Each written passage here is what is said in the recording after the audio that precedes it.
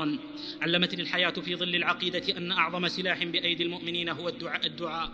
سهام الليل لا تخطي ولكن لها أمد وللأمد انقضاء. لا تسألن بني آدم حاجة وسل الذي أبوابه لا تحجب. الله يغضب إن تركت سؤاله وبني آدم حين يسأل يغضب.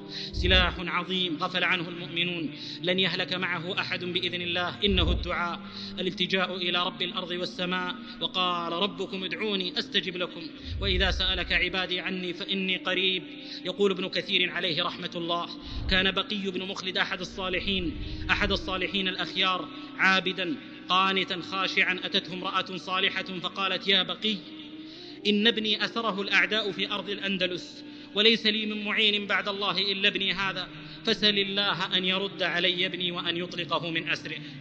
فقام وتوضأ ورفع يديه إلى الحي الكريم الذي يستحي أن يرد يد العبدين صفرا خائبتين سبحانه وبحمده، فدعا الله عز وجل أن يفك أسر ابنها وأن يجمع شملها بابنها وأن يفك قيدها. وبعد أيام وإذ بابنها يأتي من أرض الأندلس فتسأله أمه: ما الذي حدث؟ قال: في يوم كذا في ساعة كذا، وهي ساعة دعاء بقي. سقط قيدي من رجلي، أعادوه فسقط، ألحموه فسقط، فذعروا ودهشوا وخافوا وقالوا: أطلقوه.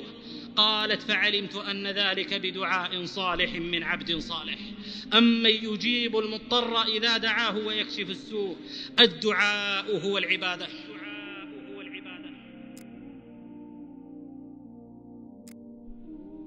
ها هو صلة بن أشيم كان في غزوة فمات فرسه، فتلفت يمينا وشمالا ثم قال: اللهم لا تجعل لمخلوق علي منه فإني أستحي من سؤال غيرك.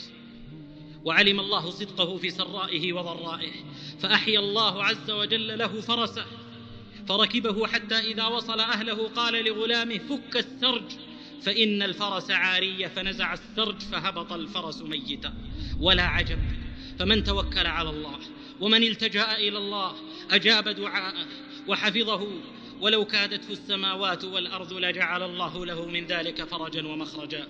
فمرة أخرى إذا ادلهمت الخطوب وضاقت عليك الأرض وقل الناصر وزمجر الفساد ودعم الباطل وكبت الحق وعير البخيل الكريم وعير العي الفصيح وعير الظلام الشمس وطاولت الأرض السماء سفاهة وفاخرت الشهب الحصى والجنادل وتمنطق كل جبان وتخلى الأمناء ورفع السفهاء وتظاهر بالوفا كل خوان ونطق الرويبضة وغدا القرد ليثا وأفلتت الغنم. فارفع يديك إلى من يقول ادعوني أستجب لكم.